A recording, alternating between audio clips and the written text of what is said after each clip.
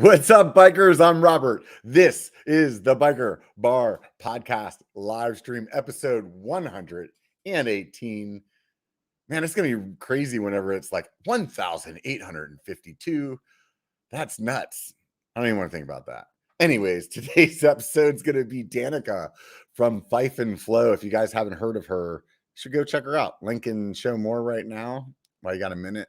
I'm going to talk about the things that I always talk about that you guys get tired of hearing me talk about. Like every other YouTuber, hit the thumbs up if you like this. Hit the thumbs down 2 times if you don't like it. Subscribe. That would be rad. You know what? Actually, I was over on the Apple Podcast app yesterday, just taking a look, and nobody has written a review in March. So if one of you guys or gals, when I say that, I'm like, I grew up in the 80s. Come on. Guys means everybody. When one of you guys, please go out there and write me a review. That would be rad. A 5-star review would be good. If you're thinking 4 stars, you should probably get one of your friends that wants to do a 5-star review to do it. That would be cooler. I would enjoy that. Nonetheless, this is the deal.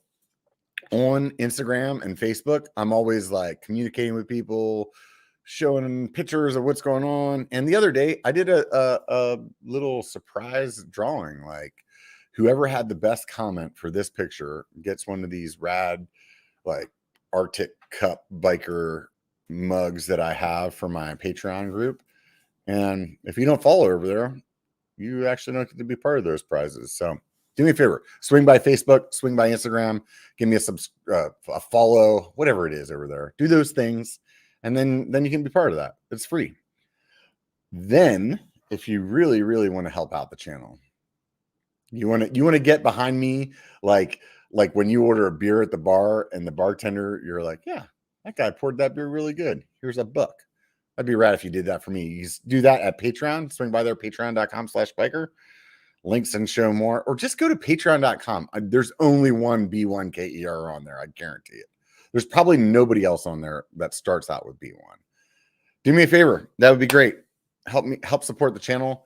The people that are on the $5 tier, I write them a handwritten letter. Every time I write a letter, I'm super stoked to do that. Like, honestly, I can't express enough thanks to the 2 people that signed up last week.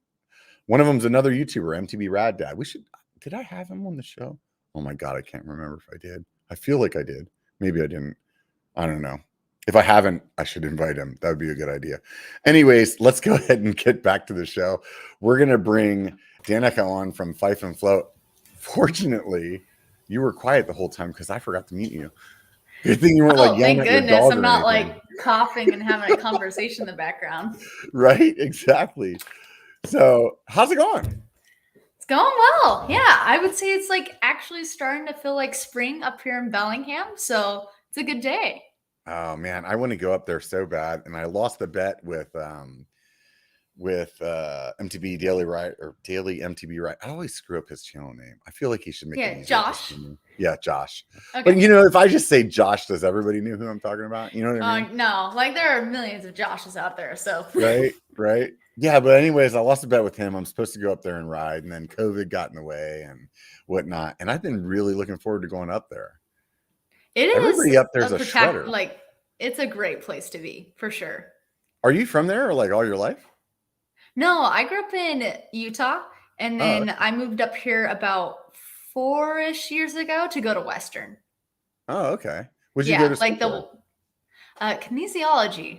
Oh, that's cool. Exercise science. Yeah. I totally know what that is. I have a buddy that went to school for that. That's rad. So, you just went up there for school, and you're like, you know what, I'm staying. Yeah, pretty much. So, I was married by the time we were moving up here. My husband's name is Andrew, and we kind of wanted to get out of Utah. My husband was into biking, and I like barely got a bike. Was like, yeah, it'd be great if we had also a place to bike. And we moved up here, and we didn't even know how good it was until we actually got here. And we just thought, how did we just accidentally land on a Mecca? It's right. Pretty cool. No, that's super rad. I think I saw him on your like, you did like a YouTube short or something like that. Maybe it was a TikTok, and it was like when your wife says no to the DH bike, get back to her. And it's like unscrewing the valve stems and just throwing them in the backyard. I was like, that was And he pretty ended funny. up getting the DH bike. So, Oh, he did? So he doesn't listen. yeah. Typical guy, right? That's too funny. So when you guys moved up there for you to go to school and that was it? For both of us to go to school. Okay. Yeah. What he Yeah, he was also kinesiology. So he was getting into his master's program up there, and I just did my undergrad. Oh, cool. Did you guys like you guys met in Utah and you're both like, you know what? Let's both go to school in Washington for kinesiology. Yeah, it was more like we were married and he's said, hey, I want to like go to school. It's like, let's get out of Utah. Like, right. I love Utah, but I lived there my whole life. And I just thought, I want to, take a chance living somewhere else. And so we picked Washington and then happened to like figure out Western had like a pretty good program and landed here. And then it just happened to be that the mountain biking is amazing. So, yeah.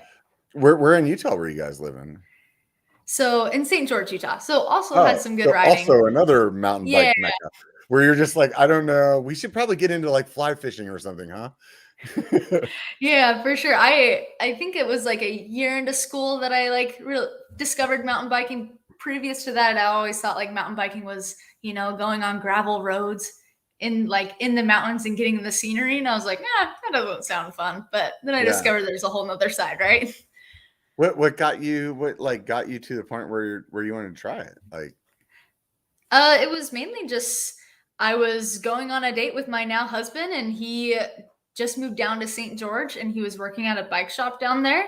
And he was just like, hey, let's try this out on a date. And I would say like, thank goodness I ended up liking mountain biking because he did not set me up for success. We like pull up and he took me to a black trail. This is my first time ever mountain biking. Did he know and I that just you remember had never thinking ridden? like, yeah, and he's like, let's go. And I'm like riding down this like super chunky stuff sitting on my seat. And he's like, oh yeah, you got to stand up.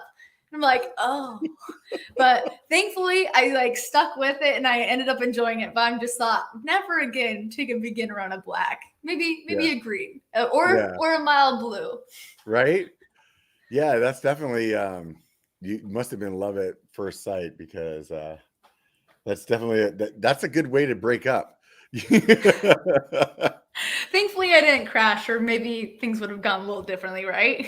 Yeah, definitely. My lady and I were just out having lunch with some friends. We went and did a little ride, and she was talking about one of the first rides that we went on, and she had told me like when we were talking that she was a mountain biker.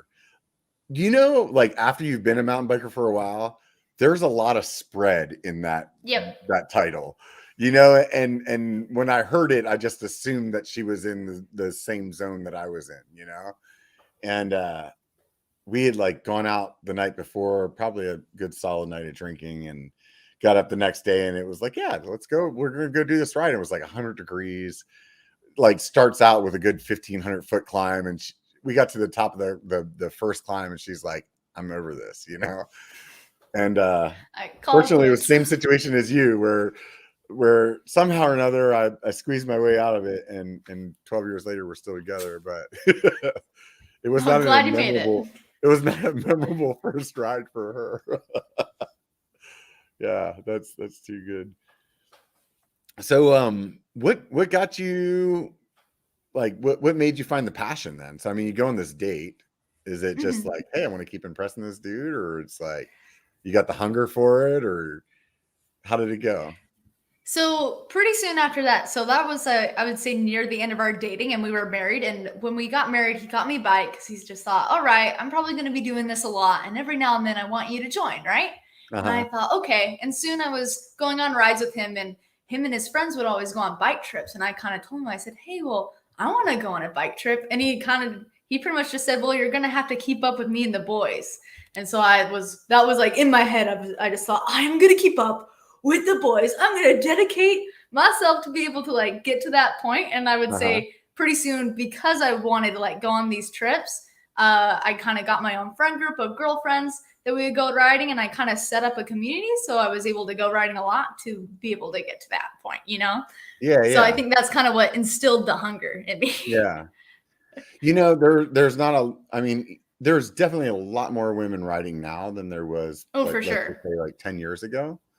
What do you find like comforting in riding with other women? Oh, well, I think one thing that I love is there's just a lot less pressure. Like, for Mm-hmm. example, I don't know, when I was starting off riding, I would feel a lot of pressure to like keep up with like my husband and his friends. I always felt Because like you a like, little bit embarrassed if I was behind or slowing them down because yeah, I just thought, oh, I'm an inconvenience. I don't want to be that. And so when you're riding with girls, like even if there is like a big degree of, or I guess like a wider spread of skill level, I think I personally don't feel as like pressured, or I don't yeah. feel like if I'm riding with someone slower, I don't feel like putting pressure on them. And so I Mm-hmm. think that like creates like a really nice environment for I guess, you know, like being a little bit more comfortable with trying things. And Mm-hmm. then also, I don't know, for me, when I go on rides with a bunch of girls, it ends up being more like a sessioning kind of, Mm-hmm. I guess, ride rather than, hey, let's just get down the hill. So I'm holding nobody up. It's, hey, let's stop. Let's look at this. Let's figure Mm-hmm. this out. And that's what I really love about girls' rides. Yeah, that's rad. I think like obviously it has like it's dependent on like who you're riding with. You know, like certain Oh, for friend sure. groups are like even like when it's just the guys. It's like some friend groups. It's like they just want to smash. I got a buddy. I call him single segment Brandon because like we start the ride and if you let him in front, we're not stopping the ride until the end. You Yeah, you know, just and do a like full pull. yeah, because you're just like, where did he go? Well, I guess we're gonna keep chasing him, and then he like sucks you into it, you know. But then this other rides where it's like what you talked about, where it's like, hey, let's just have some fun and like mess around. And those are, I think they both have their place. You know what I Oh, mean? for sure. Yeah, Yeah, I agree. yeah. I can understand though. Like I know the lady and I we ride together, but you know, there's a lot of time that we don't. And when she's riding with other girls, she always feels like the way that they can explain things to each other for whatever reason, like girls just communicate differently with each other than us guys do, you know, like us guys were just like shut up and do it, just send it, you know, and they're like no, this is what you need to do. And like I don't know, I'm not trying to be like stereotypical by any means, but we definitely have different ways of communicating, you know what I mean? For sure. Like, for example, there was this one feature I have in mind where like I was asking a guy friend how to do it. And he's like, oh yeah, you just no break it and you go. And you're like, Yeah. okay. And then I remember I watched my same friend through that same spot later. I'm like, all right, you get your body position here. You want to look here. This is the line. And like walking her through it. And like, it literally took 5 minutes of discussion rather than, yeah, no break it and send. So Yeah. like, yeah, Yeah. definitely those scenarios happen for sure. Yeah. Yeah. We rely on luck more than we do skill for the most part, right? Yeah, So I have definitely done the fair share of that as well. right. So It's you've part of done the a lot game. of writing all over the place too. You guys have done some traveling. I've seen a bunch of different places on your channel. What are some of your favorite spots you've been to? Ooh, I would say like up in BC definitely has Hmm. to be like some of my favorite riding. Especially, have you ever been to like Nelson? Not yet. I haven't been up that Ooh, way. The that furthest north I've place. been is like Washington, Oregon kind of stuff. Okay. Well, Nelson, I just thought it's a really like great spot for riding. I wouldn't say it's extremely popular, but it's just like a really pretty town. There's it's like a drier part of BC, but you get like the slabs in there. You get Hmm. the nice long descents and sustained descents, and I don't know, it's a really pretty spot and definitely Yeah. has a special place in my heart. Because you guys were up in the Tahoe area too, weren't you, at one point? No? I don't think I think I'm so. mixing your No. chin off with another one. I apologize. Oh, you're Um, fine. that's all right. Yeah, yeah. So, what kind of bike are you riding nowadays? Ooh, I have a few.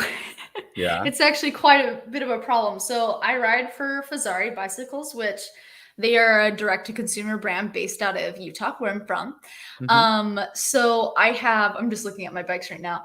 I have kind of the new LaSalle Peak, the 2.0, which is like kind of like their big rig enduro bike, encroaching on like freestyle bike that I recently got in the last month. And then I have my Delano, which is kind of like my trail bike. And she's like a beautiful like coral color. Her name's Princess Peach. You name And then all your bikes? I named quite a bit of them. I feel like that one had to have a name. It was too colorful. Yeah. And then I have a hardtail, which, you know, just got to have the hardtail life. And then an e-bike, which I know is pretty controversial, but I have one. Yeah. How do you feel about that? The e-bike? Yeah. Ooh, I feel like Where do you lay on the controversy? I'm like in the middle. Like I have an Yeah. e-bike, but I also understand since I've been on an e-bike and I know how much more you can ride. Uh-huh.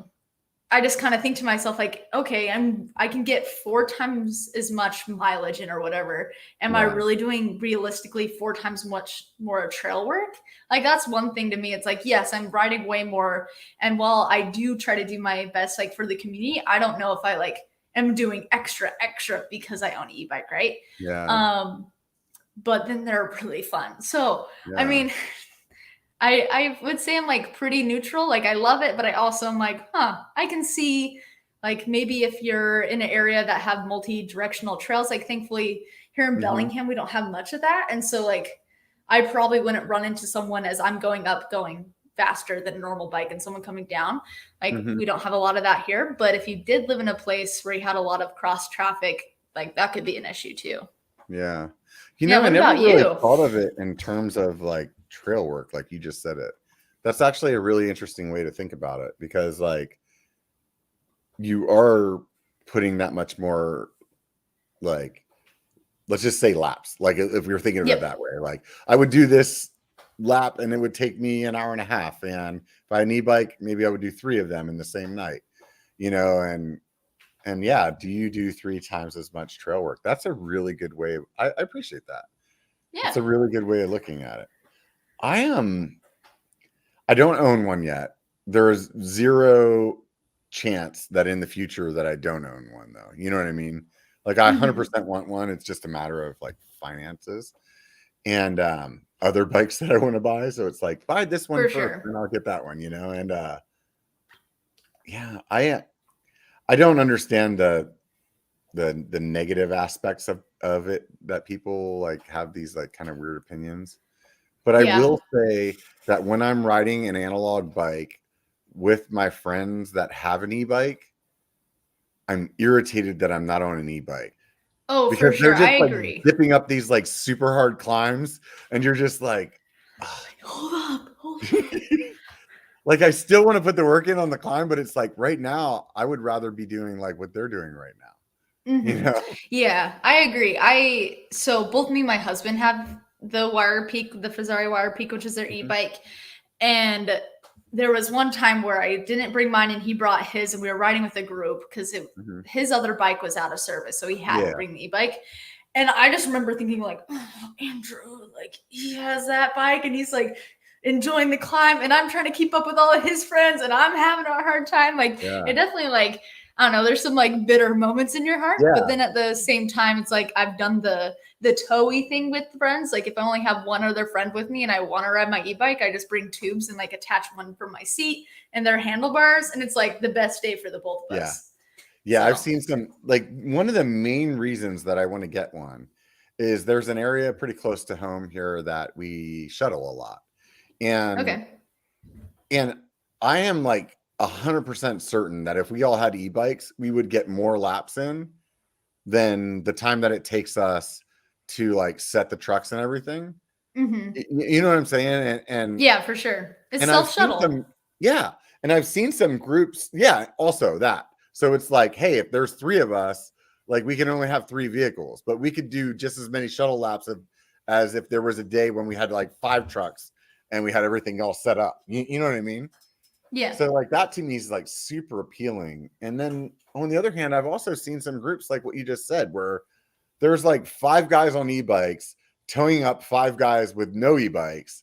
So there's like That's 10 of fun. them just like shuttle lapping, like having the time of their life. And I'm like, that's rad, you know? It's Hmm. not gonna make me get rid of my analog bike, but like those days, they're fun days, you know?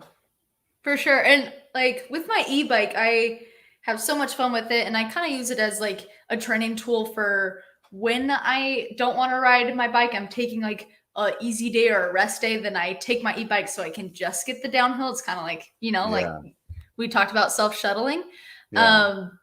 But it will never feel as good as a normal bike. Like a poppy light bike, like they have their, I guess, pros where I feel they feel great in corners. They feel really planted. And as a light rider, I have never felt that much traction in some places, just having that extra weight. But That's funny. nothing feels better than just a normal bike. Yeah, no, I hear you there. For me, one of my friends, when he first got his, was telling me, and he's like, dude, it's such a different ride that once you ride one, you'll understand that it's not replacing it. And whenever I went out and borrowed one of my other friends' e-bikes, I totally got what he was saying. Like the way that I would brake into corners because it's so much heavier was like different. The way that I would feel in the air, like everything, like it's just different. It's the same difference that I feel between, do I want to ride my hardtail or do I want to ride my full suspension, like 6-inch bike, And there's days where you're like, that's the one I'm picking. And there's other days where you're like picking that one. And I feel like for sure that's how it would like play out with me with the e-bike. It's just a downer that, man, they're so expensive. There's not like a $3,000 e-bike, at least not one that you would like enjoy mountain biking. You know what I mean?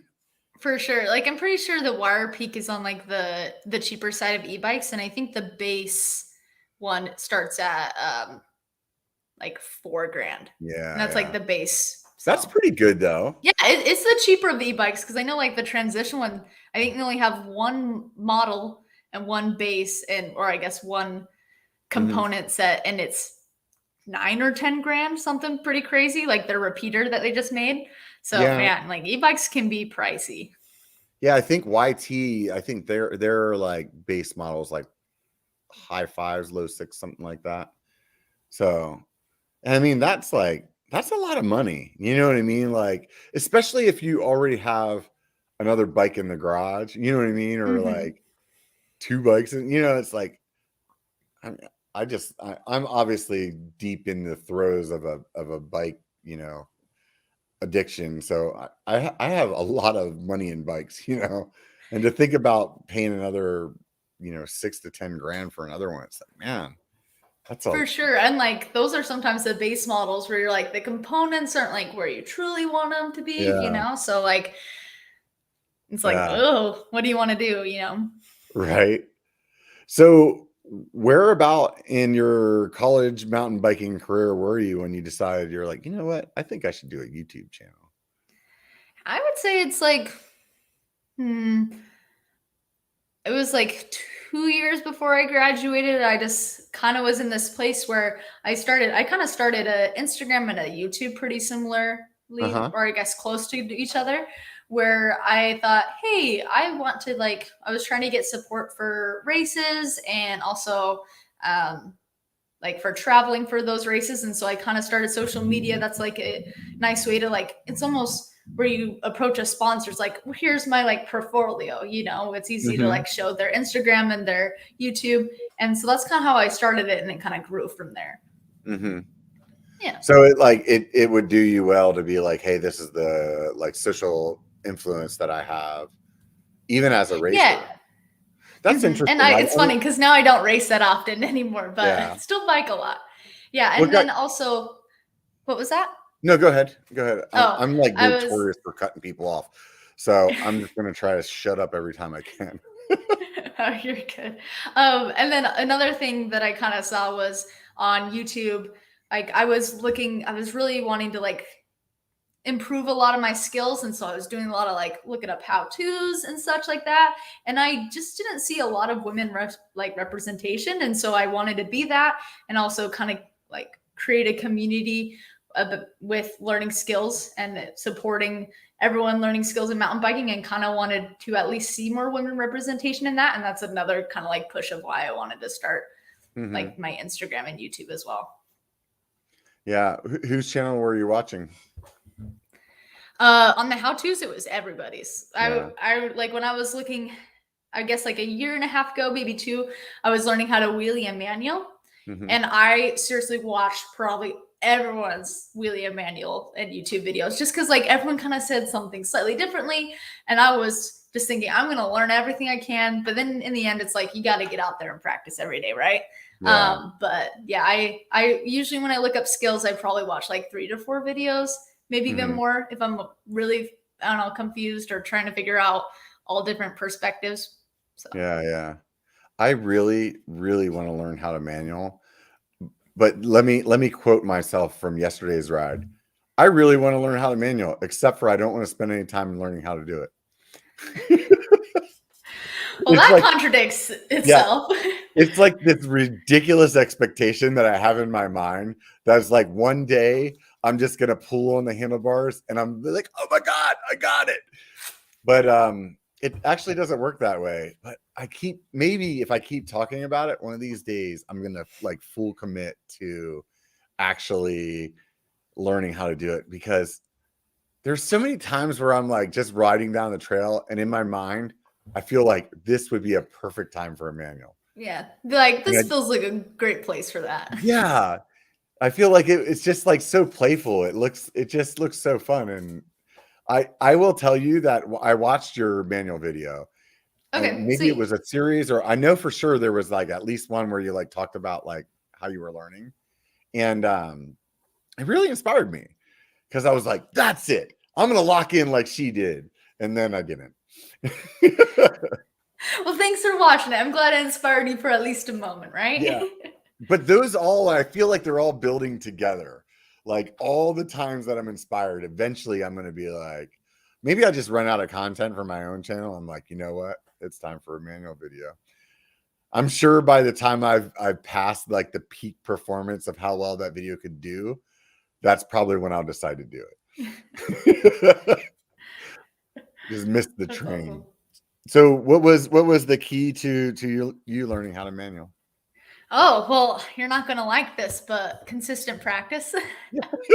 Yeah. So what I kind of did was, so I learned wheelies first. And I think Uh-huh. like I honestly had to learn how to learn skills with wheelies. Like at first I was going out and I would go out like an hour and like try to practice. I would get frustrated and then like leave it alone for a week or two and then come back to it. And then finally I kind of got in a groove where I would go out maybe like 3 or 4 times a week and just practice for 15 minutes. And in Mhm. that way I was like able to warm up, do some skills, and then like stop before I got frustrated. Like, oh no, I'm not seeing progress. Cause like Yeah. both wheelies and manuals are pretty like complex skills. Yeah. Like it's crazy now because you're like, wow. Like for me now, it's like, wow, you just pop into a wheelie. Like you don't have to think much. But when you're learning, it is a lot to think about. Mhm. And but anyway, after I was just practicing for 15 minutes and I would never get frustrated with myself because I only had 15 minutes to do it. After a few months of just doing, or I guess practicing 3 to 4 times a week, it just all of a sudden just started to click. Mhm. And I think yeah, it was really cool to be able to get that from wheelies and then go right into manuals and then knowing, hey, no matter how sucky I am or how long it takes, I Mhm. know eventually with practicing consistently, you'll get there. Yeah. And I think for me too, with manuals, it was pretty hard because I guess, kind of short for my bike size. My bike size is a medium, and having it a 29er, or I guess it was, um, I would say manuals are kind of hard for me, Mhm. just because getting my weight back that far. So I did take, I would say about like 4-ish months for me, I feel like, to be able to get strong enough to, and also learn the skill to get Mhm. holding a manual for more than like 5 seconds. But just like when you shut off your brain and like shut off the expectations of, and like the self-doubt of, oh man, you're not improving, or this is going to Mhm. take forever, or it's going to be years. And Yeah. once you like kind of shut that out and just kind of do your 15 minutes every few times a week, then eventually somehow the skill shows up. Yeah, I feel like that 15-minute idea is that's pretty solid, because like you said, it's not enough time to get like irritated with yourself. And it's also like short Mm-hmm. enough amount of time where you're like, you know, when you're sitting on the couch scrolling through Instagram, you're like, you know what? It's only 15 minutes. I can do 15 Yeah, for minutes. sure. God, you're talking me into Robert, do it. it. I Get need your to do it. I manuals. really need to do it. Oh man, I really want to. Do you feel like learning the wheelie? Like, do you feel like that was good to learn that ahead of time, or do you feel like you could have just gone straight to the manual? Do I have You to? could, if you just want manuals, then I would say just go to manuals. Yeah. Like they're a different enough skill. Like I think the only thing that crosses over is A, learning how to learn skills and learning how to practice, and then B is the brake modulation. But the brake modulation is way more sensitive in a manual. And so like if you're going to learn the skill and you like care, if you don't really care about wheelies as much, then I would just hop to the manuals. Like I don't think you need to learn how to wheelie first. Yeah. I have like the budding career of a wheelie guy. Like, you know what I mean? Like, I'm not good at them at all, but like, I know how to pop it up. I'm not worried about like falling over backwards. Like, it's just not going to last very long, or, you know what I mean? It's just like, I kind of know what I'm doing. Like, I could see, like, it's very easy for me to visualize learning how to be a wheelie guy. But like, my manual is like, literally like, hey, I'm going through this creek and I can pull up my front wheel long enough for my back tire to roll through it, and that's it. It's really not even a manual. It's more of a like pull up the front wheel, and as soon as it hits its pinnacle, it's dropping. So my manual career is not even in infancy. So it could happen though. That's for sure. I feel like it could. I really see you're doing good things. I saw a video on your channel or your Instagram or something that said it was like filmed by Ryan Lynch. Does that sound familiar? Yeah. Did you use any of his videos to help you? So I don't think it was like filmed by Ryan Leach, but I used his wheelie course. Yeah, that's what I'm talking about. Yeah. Okay, gotcha. I had him on the podcast a long time ago, and he has like a whole like skills training class that you can sign up for. And so you did use his? I found his stuff really helpful. Yeah, I like for sure would I don't know, his stuff was really nice because again, it was like a every day here's a lesson, or spend it like a week on this lesson, but it was kind of a self-paced thing, and it was nice because it like gave you different drills each day or each week to do, so you didn't like get bored with just going out. But I would say when I was learning how to manual, I just kind of put the headphones in and just thought I'm just gonna you know, try to do it on my own, and eventually clicked. But who knows, maybe I would have gotten it faster. But yeah, he was the other one that almost talked me into it. He even gave me a free membership to his website. He's like, look, dude, just follow my whatever it is, you know, like 30 days to a manual or whatever class. And I was like, I'm going to do it. I'm going to do a video series about it. It's going to be awesome. And then I didn't do it. Have you ever watched the YouTuber Mike Boyd? I don't think I have. He does like he learns things. Like, I want to learn how to rip a phone book in half, right? And he does this process where it's like, I'm just going to try to figure it out myself first. And then like, whenever I fail, then maybe at a certain point, I'm going to start looking it up. But he times like the actual time that he's working on it. So it's not like, hey, it took me 6 months to learn it. It could have been 6 months, but it was really only like 15 hours. Yeah, for sure. Like he timed the actual practice time. Right. So like maybe one of the things that he did was the phone book. One of the things he did was like, you know, sing the note to like shatter the glass. Or did he actually shatter the glass? Yeah, he does. That's all impressive. These things. Yeah, and like one of them was do a manual for like 50 meters or something like that. And like that's 150 feet. That's like that's a legitimate like manual, you know? Yeah, for sure. Like you can say you know how to manual at that point. Yeah. And when he did it, like I want to say the amount of time, let's just say it was like 15 hours, you know, and that was from like zero idea how to do it. And I don't know exactly what the time was, but I remember whatever it was like, it really made you think like, man, that's not actually a lot of time. You know, like when you think about it, like, oh, that's going to take me 6 months to do it. Like that seems so daunting. But when you look at it in like you with your 15 minutes, like how many 15 minutes, like maybe it was only, you know, 10 hours until you like got it, you know, but 15 minutes at a time is, oh man, see, I need to do it. If you keep saying that, I'm going to follow up. Yeah. I'm going to put you and Ryan Leach in my sub notes, or like the what do you call that when it's scrolling at the end of the video? Like the Like the credits, or I don't Credits. know. Yeah, you guys are going Okay. in the credits. You guys are going in the credits. It's gonna be like special thanks, Like the to motivators. right, Fife and Flow and Ryan Leach. And I'd have to be honorable mention to Jeff Kendallweed, because that guy like manuals everywhere. I Oh think yeah, he he does. manuals more than he rides bike. Probably does. Definitely You know what I probably mean? rides more on one wheel than two. Yeah, it seems like every time that guy's riding, it's like one wheel. So when you started your channel, did you have any idea of like how to edit or video experience or camera experience in the past? No, I feel like I'm still trying to figure that out.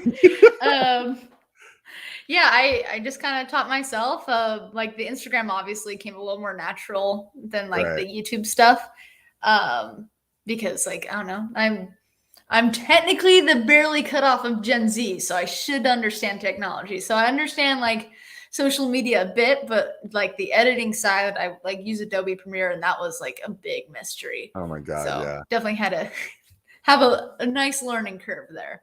Yeah, when I started, I actually started a project similar to what I'm doing now. Like when I bought biker.com, I had this whole different idea, and it was the learning how to edit that had stopped me for a few years. Actually, it was like I filmed all this stuff, and trying to learn how to edit was so overwhelming, because I have this like, I mean, I'm sure like a lot of people, you want it to be good, and you're like over analytical on yourself, and when it's not as you would expect on somebody who's done their first 5 edits, like I was just beating myself up, and it was it paralyzed me, and it is really like I've been editing now at this point, with the biker channels, God, it's been like 4 or 5 years, and I'm still learning something every single time I edit. What did you use to learn? YouTube Over, tutorials. yeah, Yeah, like over and that over was again. that's like kind of like, how do people learn before YouTube? I don't know. YouTube's perfect for me because I'm one of those, like, I'm a visual learner. Mm-hmm. So it does very, very good for me. Like, can you read something and be like, oh yeah, that's how I do it? I would say like medium, Yeah, I am not. 50-50. Like, there's a good chance like halfway through the first sentence, I'm already thinking about something else. Like, like so ADD, but like a good video, like I can lock in, and it's definitely helps me out. Plus, like, it's easy to like go back and just like, oh, I remember this one guy's video, and like you either remember the name of their channel or this one girl, she really explained how to do this like in a way that I got, and then you can always like follow back up. It's not like you get to learn it once and you have to remember it forever. Mm-hmm. What do you think the most challenging thing was whenever you started your channel? I think it's like pretty similar to you, is like having like the confidence to put it out there, even though you're like, I'm still learning. I don't know if like this is, I don't know. I guess like personally, you're comparing yourselves to like what people are putting out there, and you just think, oh, well, I started just filming on my GoPro Hero 5, and I'm like, wow, everyone's on the Hero 7 already, but here I am with the 5, and like me like barely doing any editing, just pretty much like splicing it together and maybe some color work. And so I guess like feeling confident to like put my content out there was probably the hardest part of it. Yeah. Do you feel like it was even like more under a microscope because you're a woman? I actually feel like thankfully I had a decent amount of support from like friends and family that were excited that I was putting out content, and I don't feel like that way. Yeah. That's I what wouldn't really happened expect with it, my but I was just, content. it was just a curious question, that I wasn't sure if like you would feel like kind of like, oh man, I need to keep up with the boys, like when you were talking about Yeah. riding. You know what I mean? So I don't know. For me, like I would like I feel that pressure from the other creators, no matter who they are.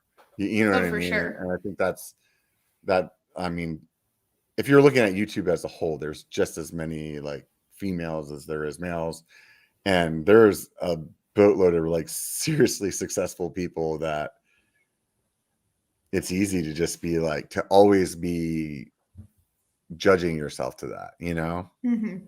Yeah, I would say out of like all the platforms, so I have Instagram, TikTok, and YouTube's still the one that like mystifies me a bit of like, I don't quite get YouTube yet. Do you ever watch Bobo? Yeah. He just did a video, I think it released this week, and he has this like the guys from YouTube like knocking on the door, and it's like the commenter, and he's like giving him a hard time, and one of them's the algorithm, and like the algorithm just doesn't even say anything. He just like shows up, just knocks like on the door. Back there. Yeah, just like flips him off and walks away. It's like, oh yeah, that's so YouTube. Like you have no idea what the algorithm's doing, but you feel like no matter what, it doesn't like you. At least that's a good one. Yeah, it's pretty funny. What do you remember the first time that you were standing in a parking lot with people around you and holding the camera out in front of you, just talking to it without anybody around you? I don't know, but that was definitely something that like I had to get used to, because I definitely feel like I don't know, people probably don't care, right? They're like, oh, right. This person's like has this camera up, but I felt a little self-conscious. Yeah. If like someone was walking in the distance and they probably would hear me. But I kind of had to get over that. I felt the same way when I was go out and practicing skills, because it's like, okay, here I am, an adult woman practicing like wheelies on a bike in a neighborhood where people are like, wow, my 10-year-old kid tries to do that, you know? And you're like, well, it's either that or I'm not going to do it. And I have to just kind of get over that, like, I guess, slight self-conscious, like, thoughts in my head of just like, let's just go for it. Well, then you can like one up it too. It's like, here I am, an adult woman or man out trying to do a wheelie with a camera on a tripod in front of me, and exactly, chest, and you know you're thinking, what are my neighbors thinking about me right now? Like, what do they think? For sure. Like there's a high school that I'm right next to, and there's like their street is kind of the smoothest that I do my like skills on sometimes. Mm-hmm. And I'm trying to learn how to crank flip this year. And so I like put like my camera out. I'm like trying to do some crank flips, and I'm just thinking like, man, these high schoolers walking by are probably like, what's going on? And then you just kind of got to get over it, move on, because you realize that life's too short to like care what everyone thinks, especially high schoolers, right? Yeah, 100%. Yeah, that's funny, man. See, you're out there doing crank flips and stuff now. Now I need to step it up. What the hell? I haven't landed one on a jump yet. I can just do it like jumping up and doing it. On a jump, it just seems way scary. I can just like jumping off my bike, flipping and landing. But I can't do it off of a jump because I'm scared. So like the bike's on the ground, but you can flip the pedals, like just jump into the air. Yep. Wheels are still on the ground and then land back on them. Well, I feel like you're there. You say that and like it should be that way, but then all of a sudden you add in a lip of a jump and you add in air time and it just goes to crap. So yeah, I haven't quite gone there, but hopefully by the end of the year. I mean, you haven't been riding that long, and you've overcome a lot of obstacles. How do you deal with fear? I would say like it's definitely been a process.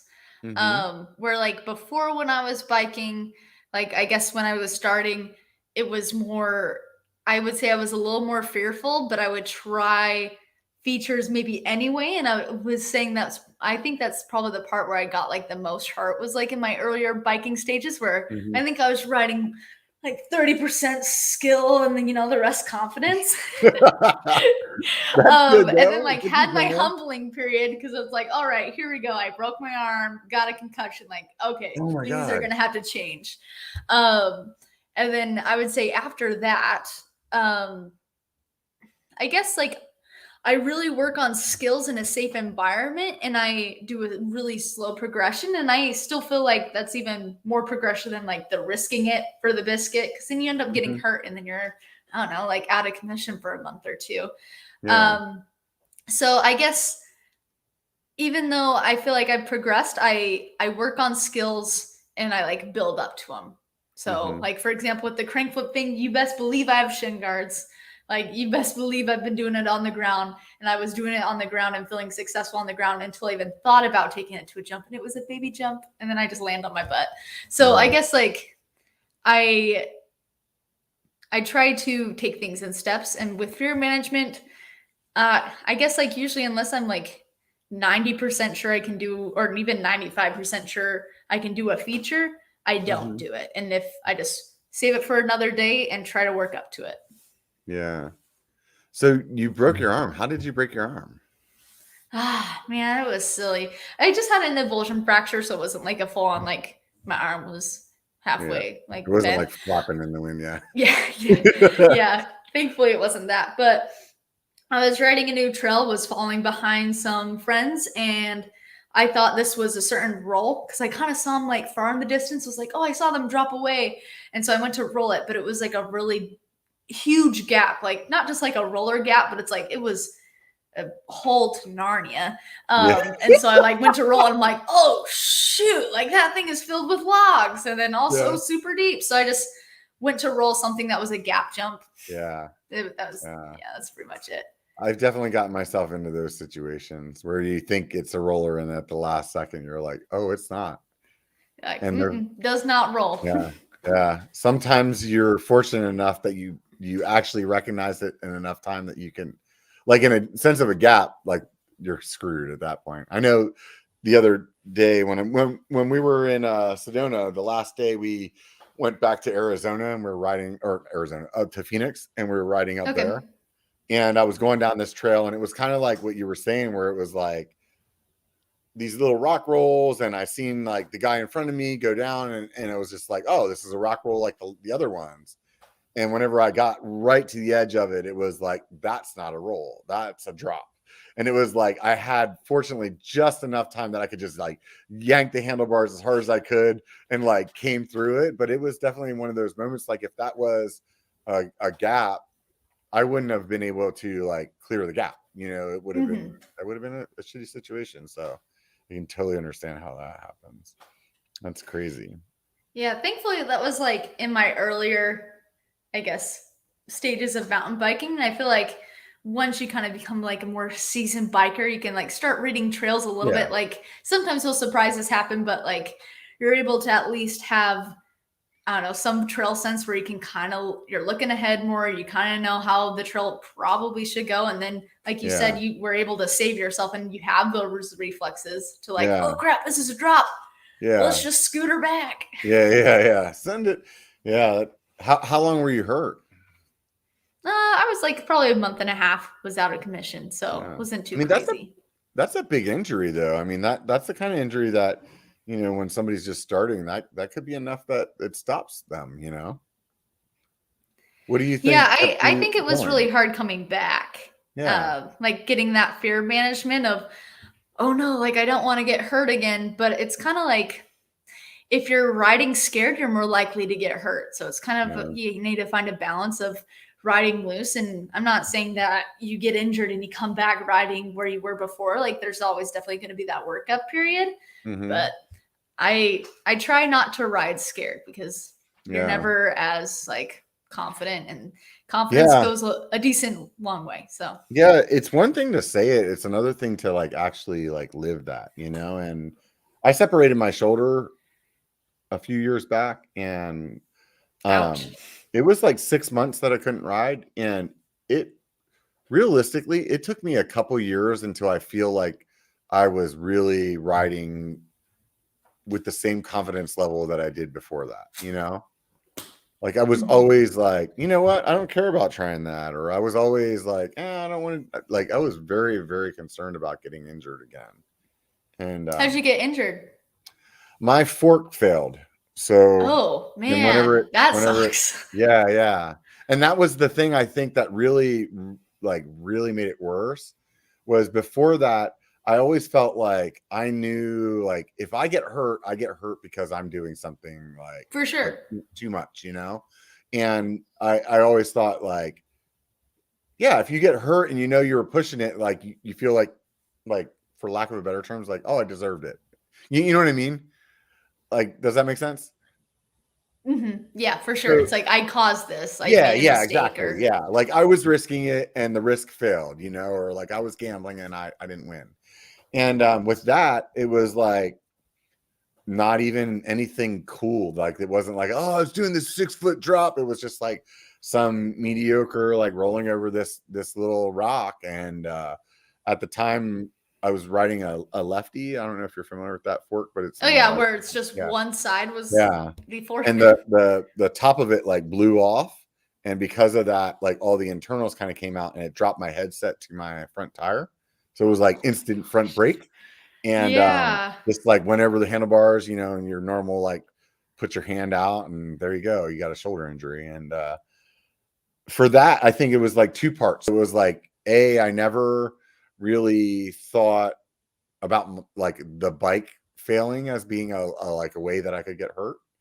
And then on the other end, it was like, I couldn't ride for 6 months, and this is my therapist. And like 6 months without seeing your therapist like makes for a crazy person. So I didn't want to be a crazy person ever again. So it took me a really long time.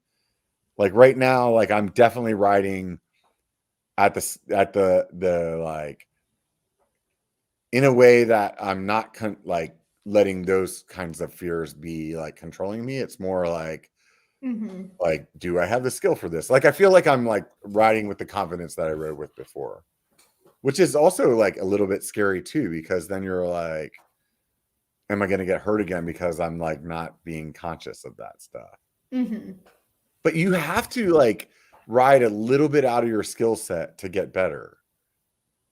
Or I don't know how I feel about that. Yeah, because I know like a lot of people will say like, oh, if you're not crashing, you're not improving. I'm not saying crashing. I'm just saying like you have to be in an uncomfortable spot somewhere in your ride to get better. You know what I'm saying there? I do. All right. And like I agree with you a little bit. For those of you listening, he's giving me that look like, shut the fuck up, you're wrong. Like, so let's hear it. I definitely agree. Like you can have like your pushing moments, but I honestly think deliberate practice is like what also helps you improve, because you can go and like set up corner drills, you can set up some jumping drills and like, or I don't know, whatever skill you're working on, and you can like, if you're intentionally practicing certain skills and not just going for rides, I think you progress a lot faster than just pushing yourself every ride, if that makes sense. That so makes sense. And it's like against every like fiber of my body.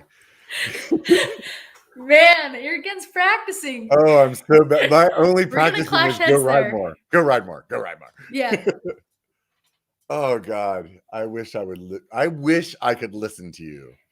I'm sure my lady wishes I could listen to you, because she probably feels the same way. Like, seriously, dude. Yeah. So, man, you're speaking to me. I feel like we're coming back to the manual thing. I need to learn how to manual. Deliberate practice. What do you think one of like what was the hardest skill for you to pick up? Was it like cornering, jumping, like just body position? I would say it was front brake usage. Really? So like I feel like that opened up mountain biking for me, and it took me a while to like get it, because I never really like truly was deliberately practicing. And so like she what goes really again helped with the deliberate practicing. So what helped me with that was like I was practicing stoppies and like I guess endos a little bit. And just like feeling that brake control kind of like changed my riding, where instead I was a little more backseat. I feel like in a lot of my riding, relying a little bit more on my legs. And then all of a sudden, I guess not all of a sudden, it took some time, but I was really trying to focus on using my front brake more. And then all of a sudden, like I went, so, you know, In-N-Out Burger, have you like seen videos of that? I guess, so after working on that, I can stop at In-N-Out on any place on In-N-Out Burger. Is that really long slab? When you first asked me, I was like, yeah, I know the restaurant. Oh, no, sorry. It's also the restaurant, but it's the slab up in Squamish that a lot of people ride. Yeah. I've seen it on, I think, Punter, Paul Punter. I think he sat on his channel a couple of times. Okay. Yeah, probably. It's like a really popular, like the whole trail is just one slab, but being able to like be forward and on that front brake, because I think a lot of people naturally don't want to be on their front brake because it's scary. If you're going down something steep to lean forward when you're braking down a longer surface or going down a steep surface.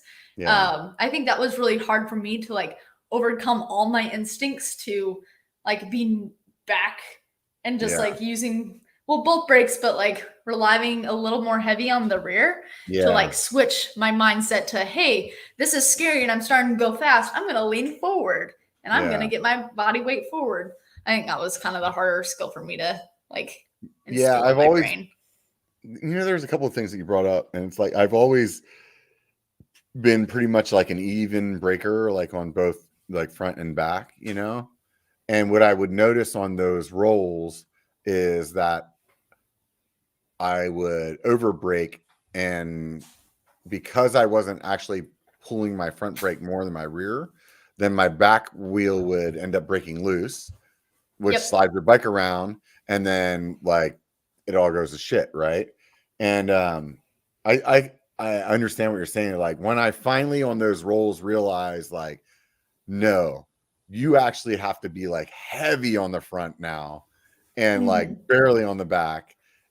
It definitely opened up like a lot for me on that.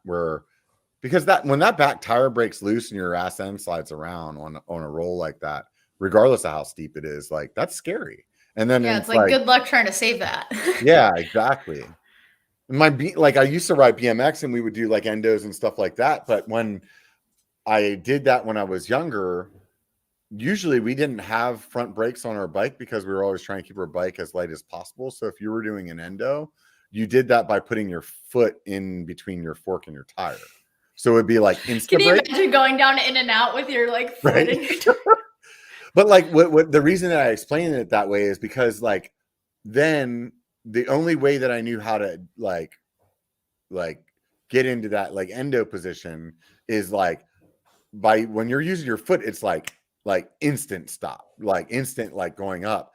And for a long time, I've actually been practicing this recently on my mountain bike. Is learning how. Yeah, that I have. This is one of the few things that I have been trying. Is like learning that front brake because I really want to learn that endo turn like on switchbacks. And it's been really hard for me to like teach myself to grab the front brake enough to throw the weight forward.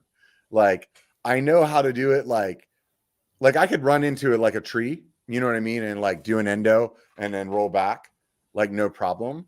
But I have a hard time like getting my brain to like pull the front brake, and you kind of have to like pump your weight a little bit forward to get it to leave the ground, and it's definitely been something interesting to like teach myself how to do against like the way that I knew how to do it as like just stick your foot in the tire, you know what I mean? Yeah, it's definitely it's been interesting to say the least. So how do you feel about where your channel's at right now? I mean, you're at like, I think like 6,500 subscribers. Like, did you ever think you were going to be at 6,500 subscribers? I don't know if I had like an idea for the YouTube.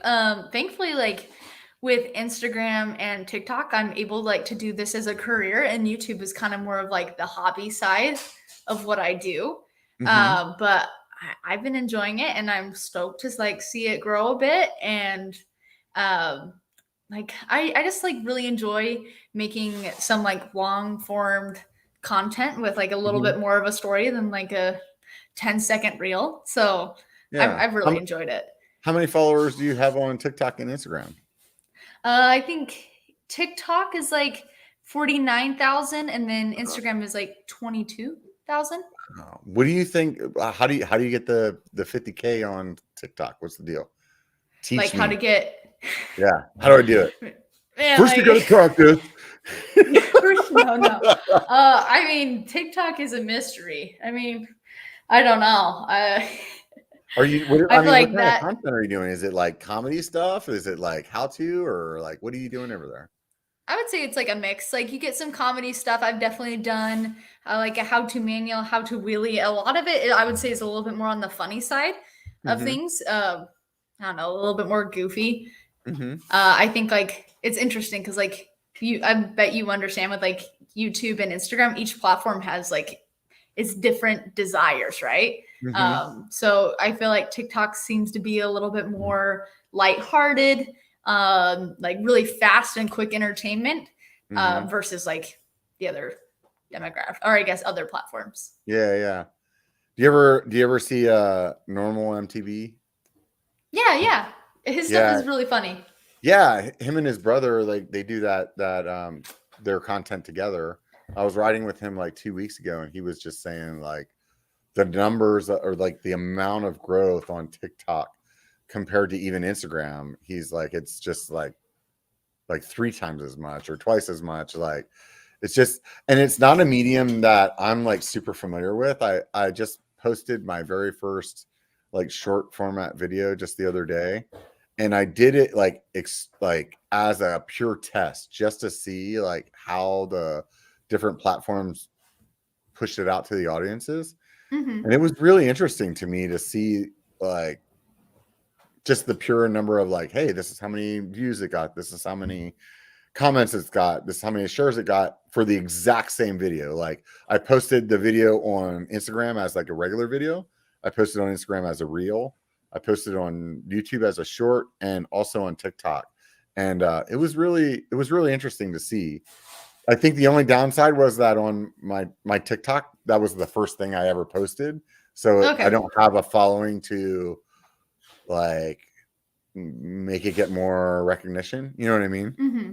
So how did you start? You said you started Instagram before you started YouTube. Yeah, I did. So Like did you have like maybe already 6 months before? so how big was your following on Instagram at that point? Like when you actually decided to do to YouTube? I think like a few hundred So it was was still like, pretty small then. yeah, it So was pretty small. relatively, they were starting at the same time then. Mm-hmm. And you said you were like, you said 50,000 on TikTok. What was it on Instagram? I forget. 22,000. No, 22. That's Yeah. still like really good numbers. Oh, I thanks. mean, yeah, it is. I mean, I know how, I mean, dude, I'm on here every weekend telling people to sign up for like, go click the button on Instagram. And I mean, I have like 5,000 followers. So I feel like it's I really practice. hard to like get people transfer over from like different platforms, you know, Yeah. like that's why it's like when I sometimes post like the same videos to like my Instagram and TikTok, and I feel that barely anyone sees both. Yeah. I even heard some of the other creators. We were talking about that Slack group earlier, and like some of them have been talking lately about on YouTube, even with the shorts, like seeing how that affected your subscriber growth. Like there's not a lot of like crossover. It's like people are watching that short term format, or they're expecting that long format, like, you know, beautifully edited kind of sitcom kind of, you know what I mean? Like, Mm-hmm. like A what you little higher said. quality and a little longer. Yeah. And you know, I feel like the other day whenever I posted that stuff, I did it kind of like I need to learn how you post on these platforms, so then I can understand like how to use that as like build my portfolio, kind of like what you were talking about, like for racing. It's like whenever I'm talking to a company about like a brand sponsorship, or even just like, hey, send me some product to check out, like the first thing that they look at is like, what's your social look like, you know? And Yeah. to be able to have decent numbers, like you have to make good content, right? So you have to learn how to, they're so different, you know? Yeah. What do you enjoy about TikTok?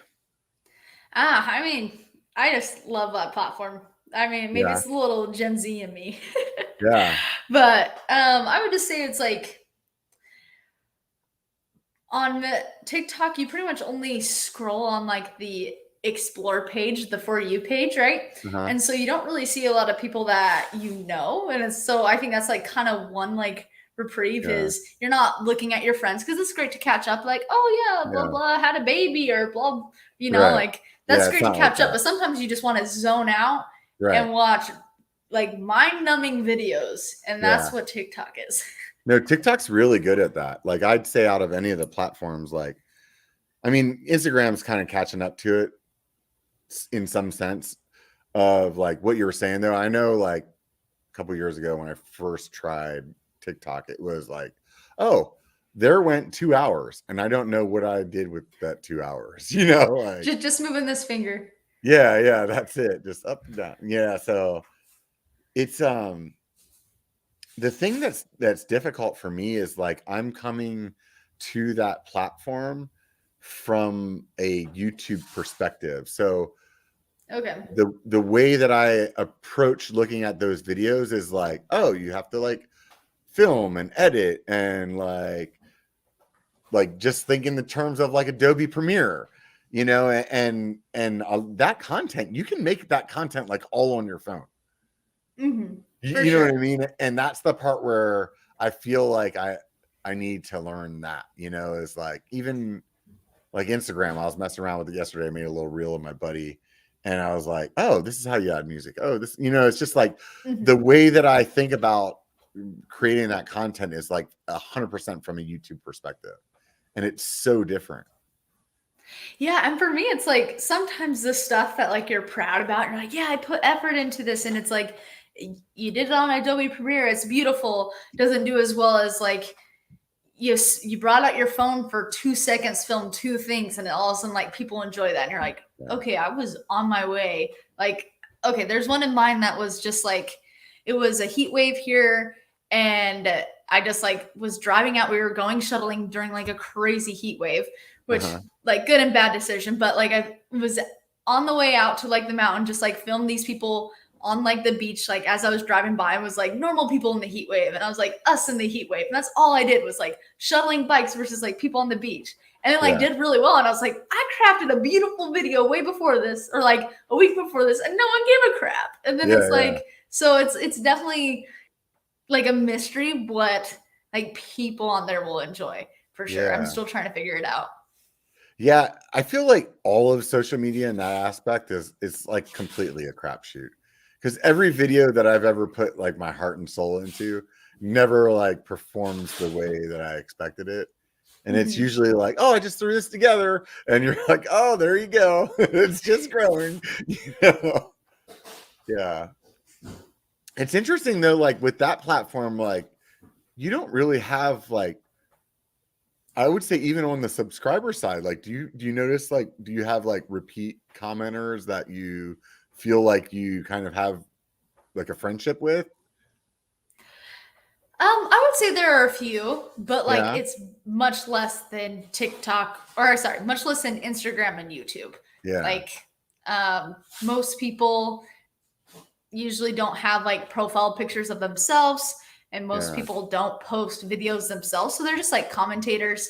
And since TikTok has its format where you don't scroll through the people you follow, you mainly scroll through the For You page, you get a lot of new people seeing your stuff, but I wouldn't say you see a lot of like the people you follow. They are like, from what I know, they're changing their algorithm a bit to like you will see some people you follow thrown in there, but I wouldn't say it like creates as at like a loyal audience, if that makes sense. But you are seen by more people. So yeah, it's an interesting. You don't build a community as much. It's just like build good content and like that's that. Yeah, I heard that Instagram was changing their stuff to like show you the people that you follow more instead of the way that it was doing it. That's interesting. That's really like, because like with YouTube, there's people that like comment all the time. You kind of feel like you get to know them. You're like, like after you've been doing it for a year or two, you're like, yeah, this guy's been, or this girl or whoever, like they've been like commenting all along. So you feel like you know them. You know what I mean? Yeah, for sure. Yeah, I definitely like even between Instagram and YouTube, like I definitely feel more connected to my YouTube subscribers than I do my Instagram followers. But and it's weird too whenever you find out like, oh, you're this guy on YouTube, like your name, they're like their names aren't always the same, so you're like, wait a minute. Yeah, I've definitely had that where like I was on the plane and there was this person I recognized, funnily enough, his tattoos from this down, like because have you ever heard of Steezy Geezy? He's like rides for evil, and he's just known for like really beautifully saturated, like POV, right? And so all you see is like his arms down, and I like leaned over. I was like, if you don't mind me asking, is your Instagram handle like Steezy Geezy? He's like, yeah. I was like, hey, like we've talked a little bit before, like online. He's like, oh yeah, like, and it's just funny when you actually like connect that, because like I didn't know what his face looked like, but I just thought, okay, here's this guy. He has an evil hat and he has tattoos. I'm like, this is probably him. Yeah, you put him in a stereotypical box. You're like, he looks like that kind of guy. That's too funny. But I was right, so. Right? Yeah, no. And then on an airplane too. I wonder if he's like, oh God, here we go. You're all fanboying out. Have you ever been like recognized out in public like that? Yeah, it's happened before. Yeah. It's kind of weird, huh? Yeah, I was telling like it happened a few times at the Sedona Festival, and like my friends were like, oh yeah, like you do a good job with it. And I'm like, I never know what to say. Like like you're like, oh hello, like great riding with you, like, or great seeing you, and like you do like a little chatting, and then you're like, okay. Like, I feel like I don't know how to react. Maybe I'm an awkward soul at heart, but I guess I'm learning. You're all some like 45-year-old fat guy freaking tried to tell me he was friends with me on the side of the trail in Sedona. It was so awkward. But look, we made this connection. Yeah, no, it worked out.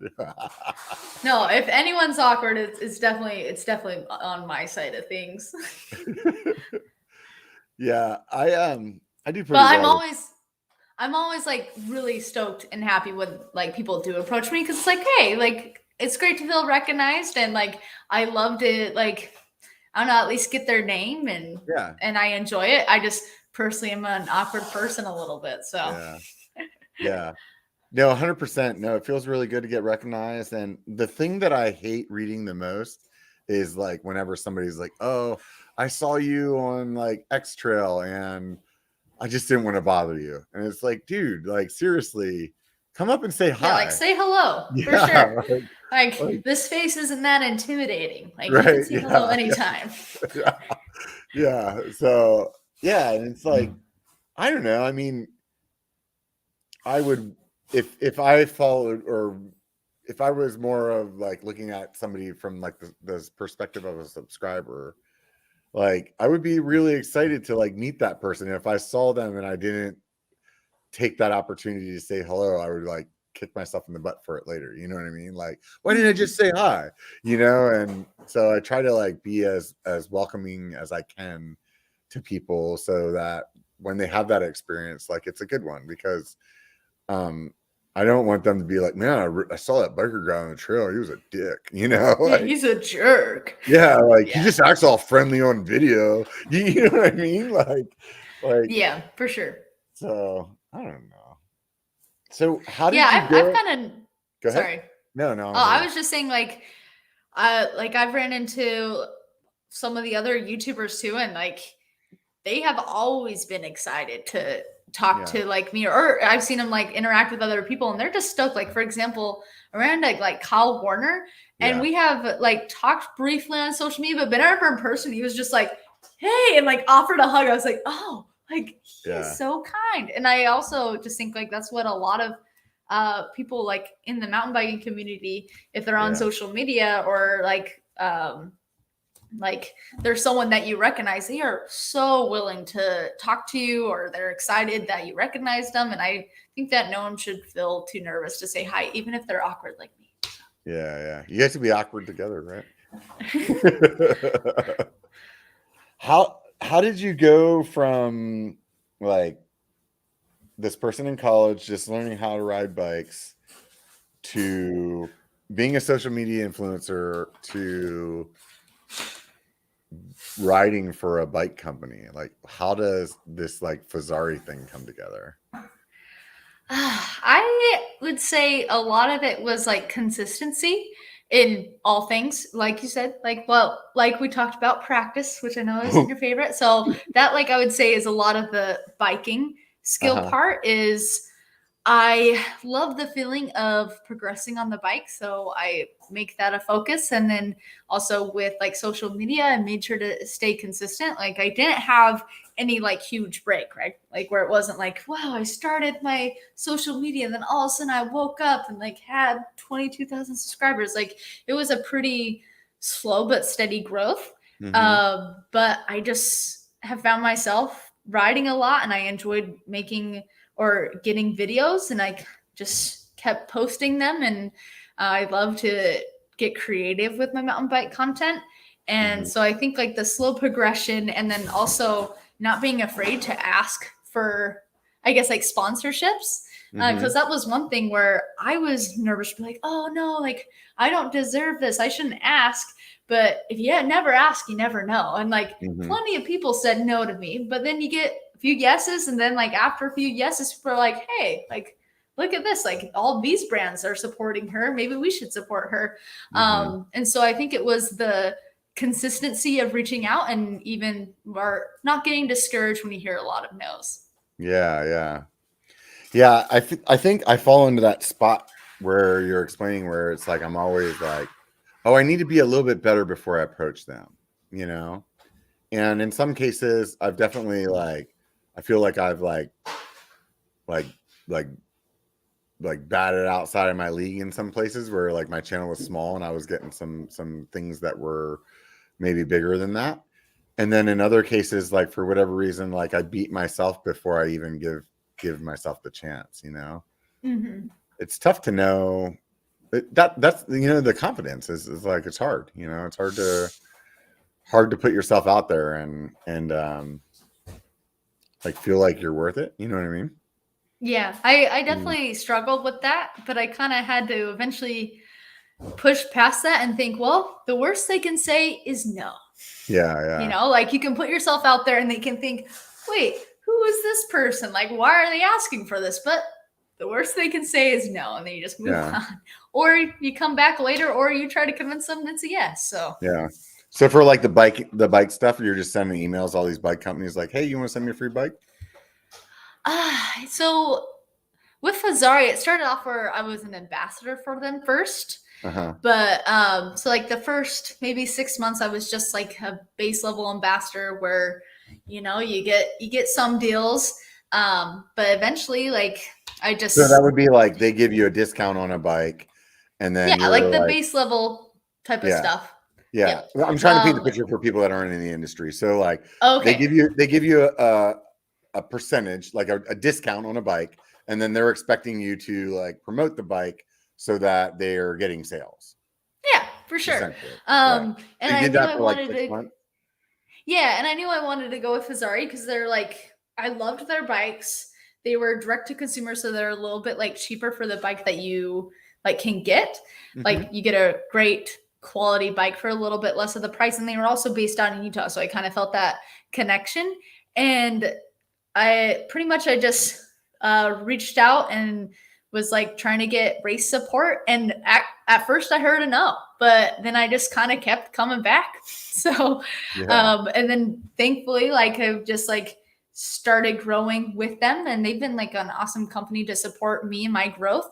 Because when I first asked for support, I was a little bit smaller, but I was hopeful for the future, and I was telling them, I was like, I think I have a chance, you should take a chance on me, type of thing. And thankfully I was able to grow with them, and then I also have like gotten a lot of other great sponsors along the way. So that's kind of been my journey.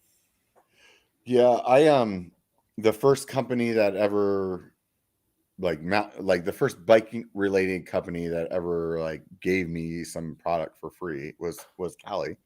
So Cali Protectives, they do like helmets and protective gear and stuff like that. And I really enjoyed that company a lot because it made me realize like how small some of the companies are that you assume are like these huge things. And then like to get to know the people that work there and realize like these are real like people, like real like riders, like not and like it's like probably a 5-man show or something. Yeah, you know, it's like not some like suit that's like, you know, just collecting this like bike paycheck every week, you know. And I love Cali's products, but I love Cali as a company more than I love Cali's products, you know? For sure. And one of the only other companies that I've felt that way about when I talked to them was the guys at Fazari. I had, Oh, really? That's awesome.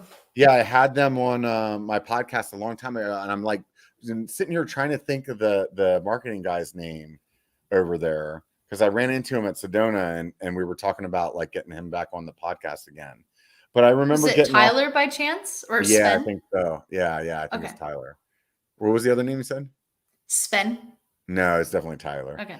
I would remember the other one. But yeah, and I was talking to him. I was like, dude, we should get on in the podcast and talk, because when like the conversation that I had, the reason that I like Cali so much is like Brad, you can tell that's the owner, the founder. Like you can tell he like truly cares about safety and his customer. Like he cares about them. Like this is something that I'm putting on my kid, and you know what I mean. Like that's like the passion that he has for safety, and when it like you can tell he truly like cares about his customers. And that podcast that I did with Fazari, it was the same thing. It was like they really care. Like they're really trying to like get a good build for people and a good price. And like they do that thing where it's like they fit the bike like 100% to like the 23-point system. Yeah. Like that's super rad. Like you don't get that from Yeti. You don't get that from Santa Cruz. You don't walk into like a bike shop and be like, hey, can you guys tell me exactly like which size handlebars I'm going to get? They're like, no, exactly. You get the ones that come with it, and that's it. Shut up. Give us the money. Get out of here. Like, and not to say those other brands aren't good, but like they're really trying hard to take care of their people. And I think that like, to me, like, that makes you want to spend your money with them, For sure. What do you like about them? I think it's really cool that they are like, correct me if I'm wrong, but they're probably one of the only brands that is like the direct to consumer that does like the 30-day ride it, love it, or like send it back for free guarantee type thing. Cool, yeah. Yeah. So you can like think, I really think the LaSalle Peak is one for me, and you get it and you're like, this is not the one for me. They will pay you, like pay the shipping to like bring it back. Like you don't even have to pay your shipping back, and then you get your money back within a 30-day period. And I think that's really cool, because what other bike brand is like, take this Yeti out for a month. If you don't like it, we'll take it back. I don't think any other brand does that. Thankfully, I don't think they got a lot of bikes back. But I think that like says a lot about like them as a company and their bikes as well. I think that's one thing that's really cool about them. Yeah, no, because that's definitely some like, that's some confidence, it's like, you ride this, you're not sending it back. It's like, good luck. You're committed now. Which, I mean, you have the whole gamut over there. Like, which one do you like the most? Oh, that's a hard question.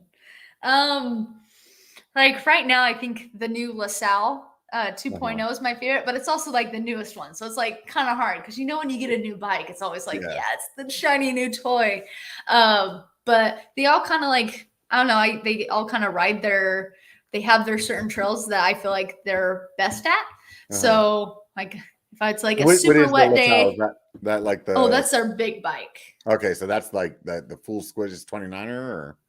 Yeah, so I have it mulleted, but it's I guess when you get it from Fazari, it's 170. But I just put a dual crown on it. Oh snap! Yeah, because it's compatible with a 200. Wow. And so it's going to be kind of like my park bike that I can still pedal. And then so I really like that bike. I feel like it can take anything. Then like the Delano's the trail bike that's 150, 135 travel, and that one's just like super poppy and fun. Yeah, it has to be fun bike. My tall boy is like in that space. It's like 140, 120 or something like that. Okay, nice. And I like definitely put that bike in places it shouldn't be, and it always surprises me. You know what I mean? It always surprises me like how well that platform does. Like that bike has made me go on this like campaign over the last 6 months or so of like telling most people who ever biked. Like that bike really made me realize it. You know what I mean? Like there's definitely some, like my Bronson has 160, 150 or 160, 160. I don't know. Something like that. Like that bike, it definitely feels a lot better when you're in a lot of chunk all day long. But for the most part, most trails aren't that chunky. You know what I mean? Like when you're, I don't know, maybe it's a little different where you live, but like where I live, like if I'm being honest, like 80% of the trails are XC and 20% of the trails are like maybe we'll call them enduro, right?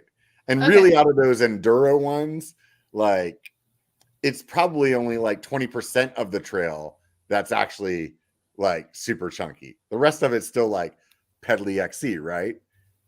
You know, so to have a bike that can really handle all that pedally stuff, for sure. Sometimes, yeah, it's a little oversubscribed, and you hear that fork bottom out, you're like, oh shit, found the bottom, you know. But for the most part, the limit. Yeah, you know. But for the most part, the bike is like, it's going to take care of you, and I feel like it's so fun to have that pedaling platform that'll really get you somewhere, but not be bogging down because of the suspension. Yeah, I feel like I can do everything on my Delano that I can on my bigger bike. It's just it feels a lot more comfortable on the bigger bike. Yeah. When it gets to the rough stuff, like I can get down everything that I could on like a bike with more travel. Yeah, it's just how good do my arms feel afterwards. Exactly. I did this this ride in this area called Mills Peak, and everybody had told me before I went there, they're like, oh yeah, it's real pedally, but nobody mentioned that it's pedally and like baby heads the whole time. So like I had took my tall boy and I made it. I mean, we had a good time, but it was definitely like we did 2 laps. It's like an 8-mile trail, and like we did 2 laps, and it was by the end of the second lap, my body was, I was feeling it, you know. And when I went back to that trail with my Bronson that had more suspension, it was like, oh my God, this trail is so fun. You know, instead of like fun, yes, but I'm making it through it. It was like fun, and I'm like popping off of like little side hits and stuff like that, you know, like, so definitely there's times when the right amount of suspension is the right thing, right? For sure. How do you feel about the social media community? Have you had like, you feel like you're pretty like entwined with it? You kind of the loner out there, or you got some people you create with? What do you mean by that? Like the social community as like other influencers, or social community like my followers? Well, we can start with the other influencers because that's what I was thinking. So I would say like I know a lot of them, but I would say I'm like a little bit of a loner on that side of things. Like I know Josh pretty well. I know Jeff pretty well. They both live in town. They're both great people. And like I would say I'm friendly with, when I was down the Sedona like festival, I'm friendly with others, but I wouldn't say I'm in that tight knit community. And but like I don't know, maybe I'm like half and half, because like I also like have run with like Van Girl Yuka, and then Eric, and they've gone down and they've reached out to me before, and so like I'm like I would say I'm half in and out. Like I'm not on that Slack anymore. That group, and I'm open to like meeting up, but I wouldn't say I'm hunting that, because I know like Josh and some of the other people, they were doing like races in Whistler together, and they were like meeting up. So I'm not in quite a meetup in the crew, but I kind of do my own thing a lot of the times too. Do you ride a lot by yourself, or do you normally ride with other people? Or I would say it's 50-50. I ride a lot, so it'd be a lot on my friends to ride with me all the time. But in Bellingham, it has an amazing ladies community, and like we have a lot of people on bikes here, and so it's really easy to find people to ride with. I ride with my husband quite a bit, so I would say like 70% of the time I'm riding with friends, and then like the other 30% I'm riding alone. I ride a ton too, like on a good week, 7 days. On a that's awesome. On a slow week, maybe 4. You know what I mean? And Mm-hmm. I can relate with you. You know, you can't expect your friends to always ride whenever you can, and it's like when you ride that much, it's, I don't know, at least with me, your times are not predictable. You know what I mean? Like one day it may be I'm riding at 7 a.m. and one day I'm riding at 12:30 and one day I'm riding at 7 o'clock at night and it's a night ride. You know what I mean? So like you just kind of do what you can do. But I try to ride with people more often than not, but I feel like those solo rides they're really good for your soul. Yeah, You know? for sure. Yeah. Some days you can go out and you can just like hammer by yourself and like there's nobody to wait for at the top of the hill or nobody to like maybe push you too hard where you're gassing, you know what I mean? But then there's other rides, like the other day I went out and I really didn't, you know, those days where you don't necessarily feel like pedaling, but you do want to ride your bike, you Yeah, for know? sure. And I went on one of those E-bike rides. days? Yeah, exactly. That's where I need the e-bike. But I went on a ride like that, and it was, you know, the way that I explained my pace to somebody, it was like, if you took a friend out that was riding for their first time, that's the pace that I was keeping by myself.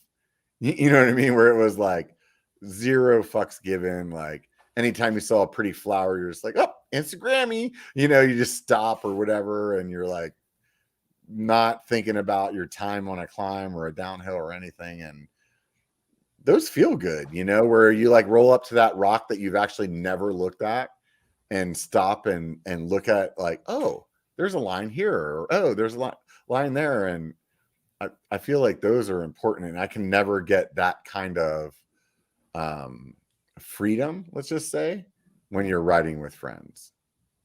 Okay, yeah. You know what I mean? Mm-hmm. But on the other hand, like, I don't know, it's definitely like there's nothing like getting to the bottom of the trail and like fist bumping with your buddies and stuff, you know? Yeah, or like you're doing like a jump line train and you just know you have 4 other people behind you and you just think this is pretty some like fun energy right here. Yeah. It's definitely like that adrenaline, I think, is I think that's what hooks people, right? You know, that feeling you can't ever get rid of it, like wanting it more, you know? Yeah. What draws you to riding? I think, like you said, the adrenaline seeking thing a little bit. I really like just looking back and seeing the progression.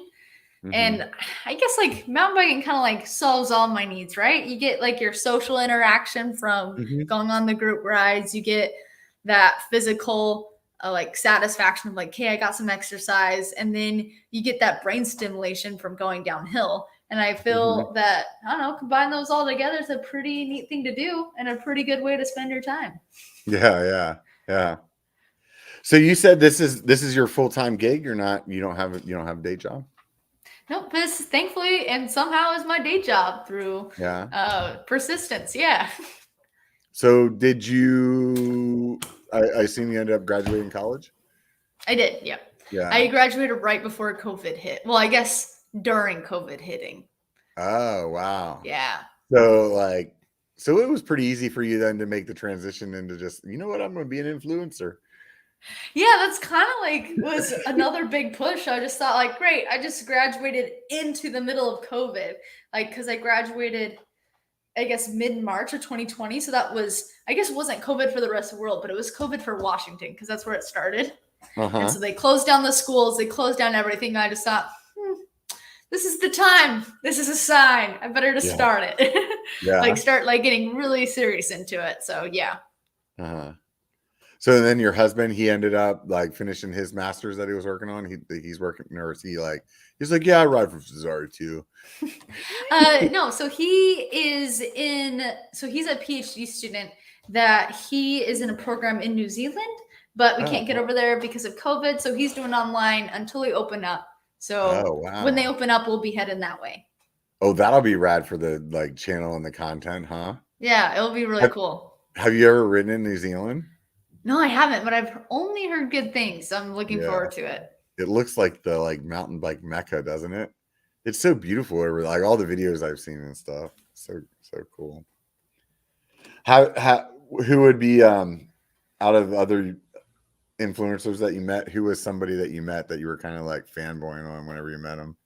Oh, Remy, is it Medier? Is that how you pronounce his Yeah, last I don't name? know. I just pronounce people's names however I feel. I always say Metalier, but I don't know. Okay, Remy That's probably Metalier wrong or too. Medier. Anyway, he's like what I want to become. I want to become a girl version of Remy in the sense that I want to be slab riding. That like looks so fun, and I love slabs. And I think that's like the person I was like at the festival was like, "Hi, Remy." Like, Yeah. hey. Yeah, he's a pretty awesome rider. Yeah, like unbelievably awesome. I was watching that white line video that he did the other day, and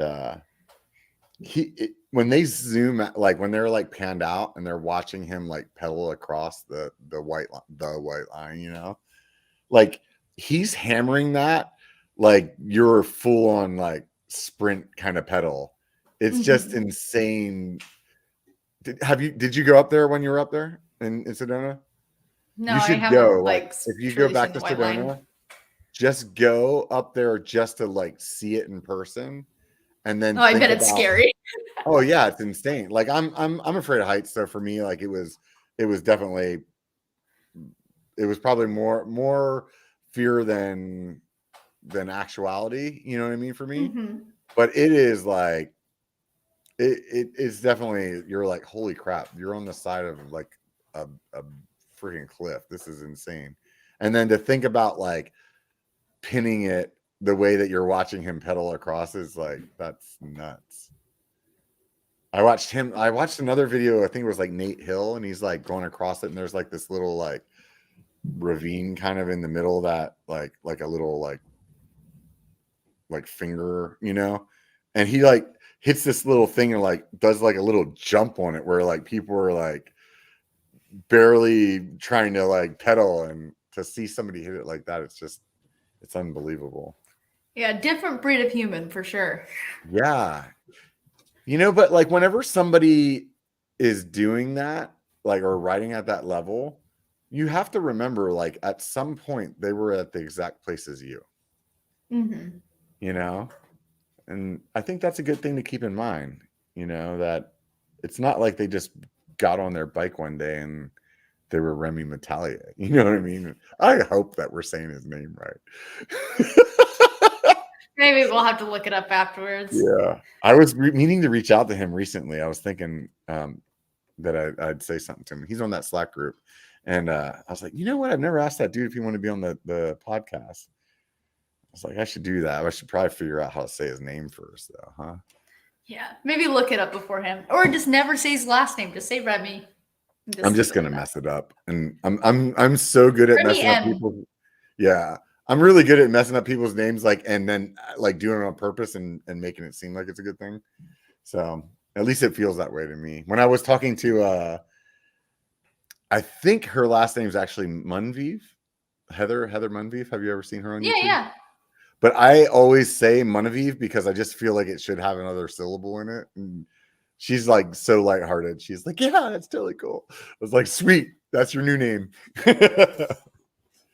So she was a really fun person to talk to, and you know, another one of the few lady influencers out there. If you were talking to some other lady that wanted to get started in kind of in your space, like what kind of advice would you give her? I would say like pick kind of your mission of why you're posting content, and then be consistent. Those are the two things that I would probably recommend to someone trying to get into the mountain biking influencer space. Yeah. What's your why? My why is I want to show realistic progression, kind of like we've been talking about skills this whole time. And I want to show that, hey, it doesn't take 1 hour session. Like I feel like some YouTube videos are like how to in 5 minutes. Right. And you're like, wait, that's not realistic. You're not going to learn how to perfectly bunny hop in 5 minutes unless you knew how to previously do it. So I really wanted to show realistic progression, and then also kind of showed the goofy side of mountain biking and the fun environment that like I do a fair bit of content with a lot of my lady friends, and so just like the fun environment that comes from a bunch of girls riding. Mm-hmm. So you did a video series, or the video that you did about Sedona, you and a bunch of your girlfriends took a road trip. Yeah, we did. It was fun. We did get stuck in the mud and had that slight panic. Yeah. So how did that happen? Because I'm watching the camera. I'm like, how are they that far off the road? I don't even understand how this happens. So we were going to the hot springs that are between like Layton, Utah and St. George. And there are these really cool like free hot springs that you can go visit. And we missed the turn. So we're like, hey, turn around. And there was a gravel pullout. But my friend Mel, she's like, wanted to show off a little bit and do like a spin out in the mud. And then she pulled off and like instantly sunk down because it was crazy deep and like solid mud. And we're like, oh, Mel, we're not moving. And she goes, I know, we can't. So we all had to get out and push and throw gravel underneath to get us out. So, but we did. We needed no man. We got out there.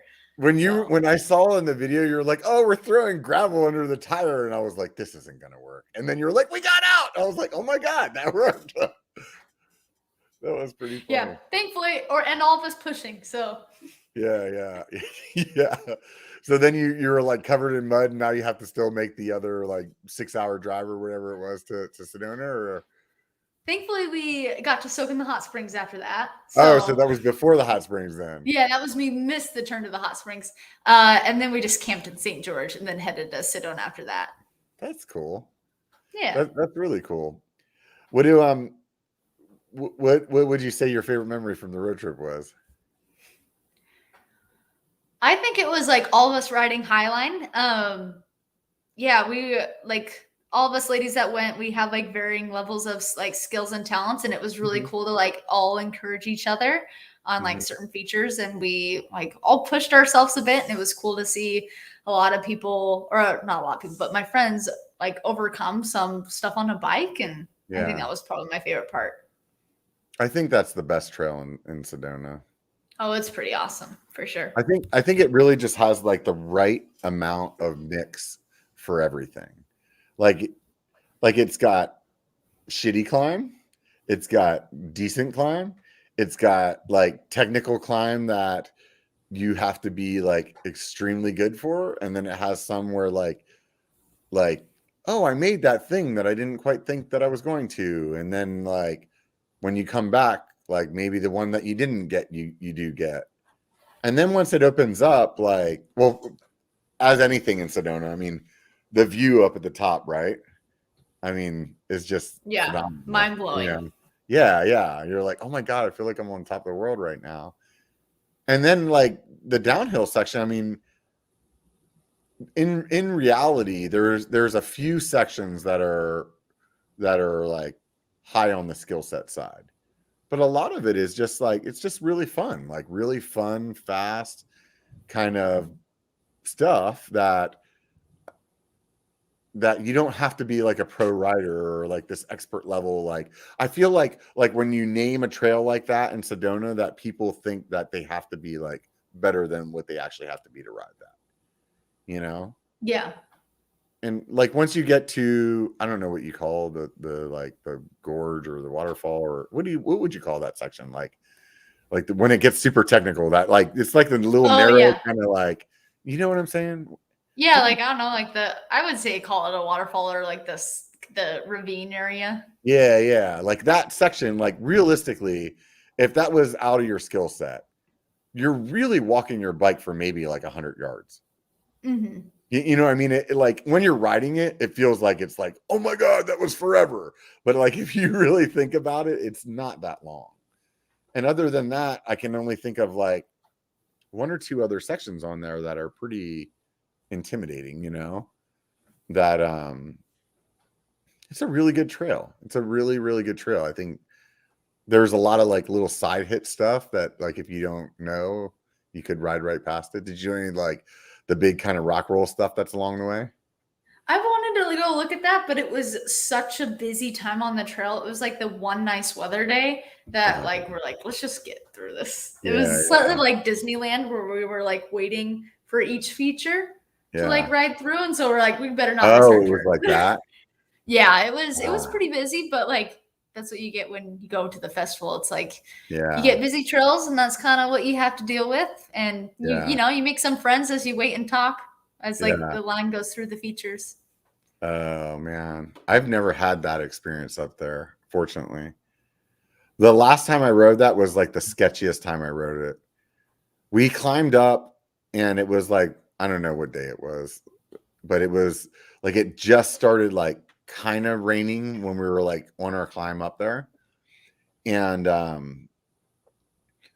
we were like, oh, you know, it would like sprinkle for like 5 minutes and then for like 10 minutes it would stop or whatever. And we got up to the top, like that viewpoint. We're all like taking the Instagrammies and whatever.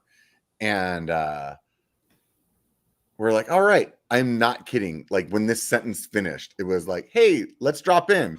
And instantly it turned into like 50-mile-an-hour winds and hail. And like it was like the most sketchy descent down Highline. I was like, oh my God. Wow. And then somebody had said something about thunderstorms in the weather. And I was like, dude, we're going to get like lightning striking up here or something in a second. So it was definitely something else. Did you make it through all the features? Yeah. It was like I feel pretty comfortable on rock since I learned in St. George, Utah. But it definitely takes a second to like switch the brain from, hey, this is dirt and slick rock to, oh, this is grippy rock and it is all rock. Yeah. It definitely takes a minute to get your like mind wrapped around that. There's one section of that I haven't got yet, and it's 100% mental, but it's like after you go down that gorge, right? It's kind of like you come to this tree, you go down around that, and then it's these like stair steps. Yeah, and it's like into a right. Yeah, and it's just that part's in my video, I think. Yeah, and those steps are like they're probably like 1.5 to 2 feet, probably 2 feet, maybe a little bit bigger, but it's like enough that you're like, and you're already at an angle. And I always am like, I know I just need to pull my front tire, but like I want to roll it, and then I like, oh, I'm on the wrong line, or some rock like gets in my way, and I'm in my head, and it's like all the other stuff in that entire trail I have no problem with, or I have made, you know, and there's like way more sketchier stuff than that. But for whatever reason, every time I come to that stair, I'm like, I get in my head and I haven't done it yet. So maybe next year. Yeah, sometimes those things like, I don't know, mental obstacle, right? Yeah. Was that your first time in Sedona? It was my third. Yeah, first time at the festival though. What did you think of the festival? I thought it was fun. I really wish I had brought more warm clothes. I did not, because like by the time that I packed up and left, it was supposed to be like decently warm down there, and then it like switched. And so I'm like, no. But I mean, thankfully I had my one big coat and I wore that every day. While just walking around the festival. Yeah, I've been there, and I mean it's usually the same time of the year every time, and I've seen it where it was like the last time, and I've seen it other times where it's like perfect weather. So you never know what you're gonna get. Out of the places that you've been riding, like other than up in your local area, is Arizona the only place that you've traveled, or? So I've been to like Bootleg and Vegas area. Been to Sedona. Explored like Montana and Idaho a bit, and definitely Washington, Oregon, and up to Canada. That's kind of all I've been biking. Oh, and Bentonville. I've been to Bentonville before, but that's kind of it for biking. How did you like Bentonville? I have been there twice.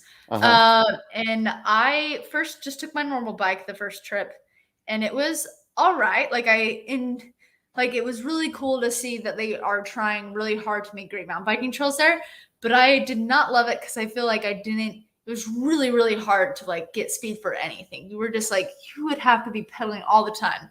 But then I was on an e-bike the next time, and I was like, hey, this is pretty fun. So I would say that's the place where it's like, I would definitely have an e-bike because you're able to actually clear the big jump lines.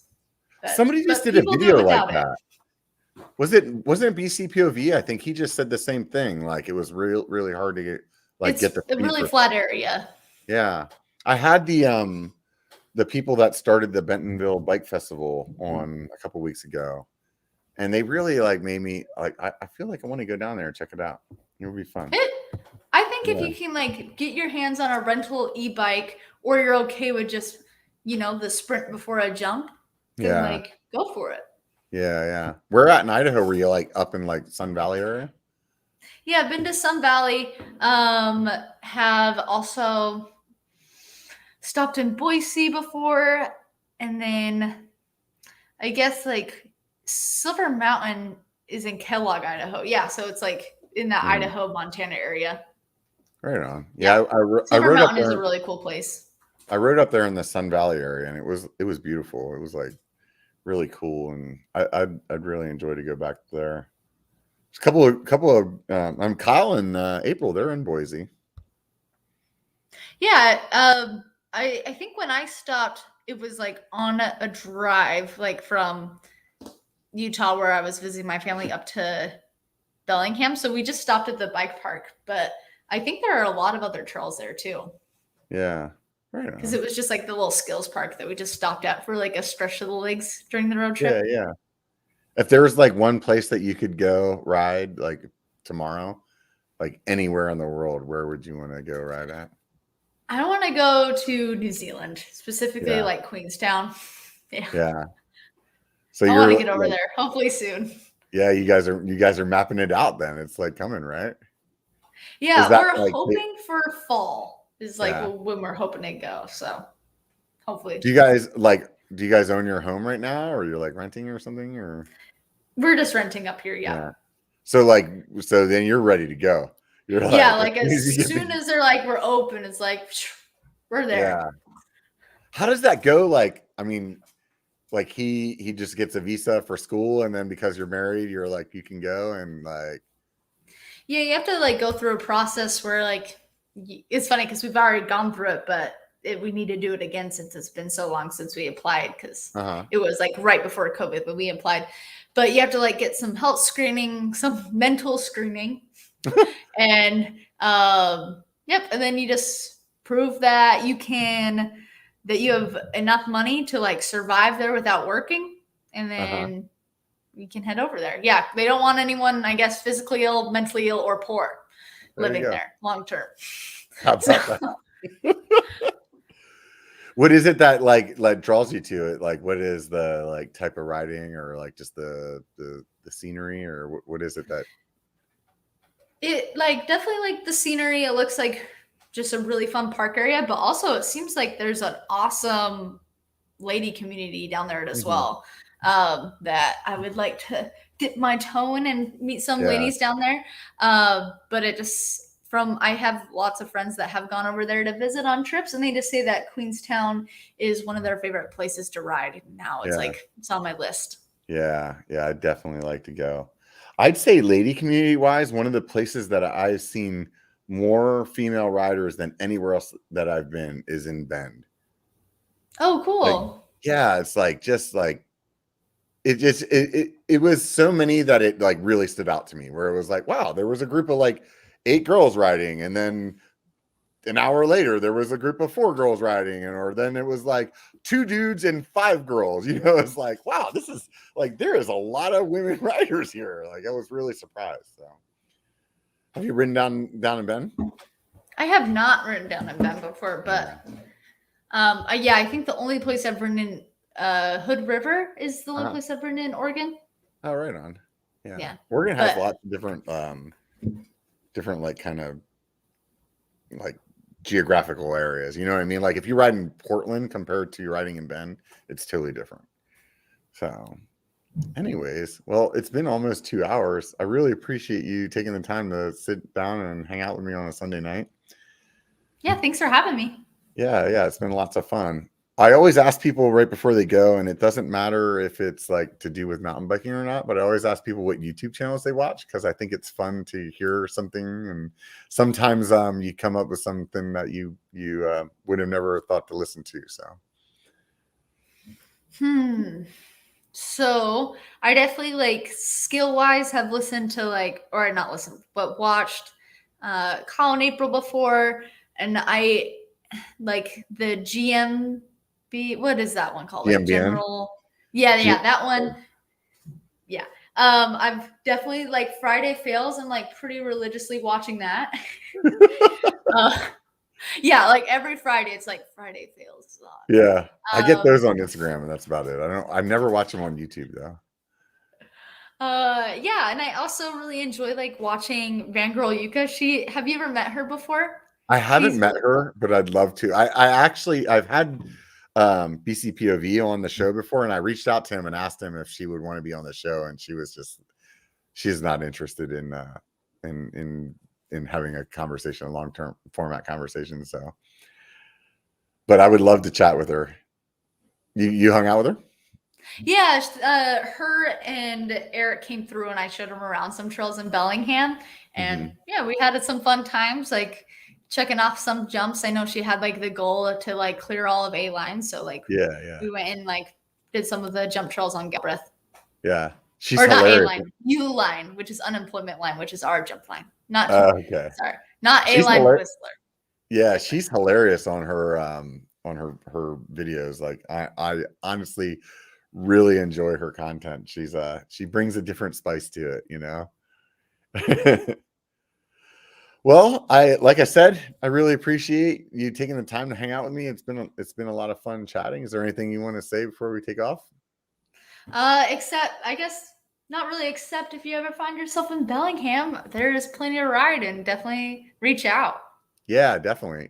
I can't wait to go up there. I know when I've talked to Josh a bunch of times, he's like, everybody up here is a really good rider. Josh is like a great rider, and he's like, oh, I'm not even like, I'm like a 50% rider compared to everybody else up there. So I'm like a little intimidated because you guys all jump up there. Like you guys do a lot of jumping.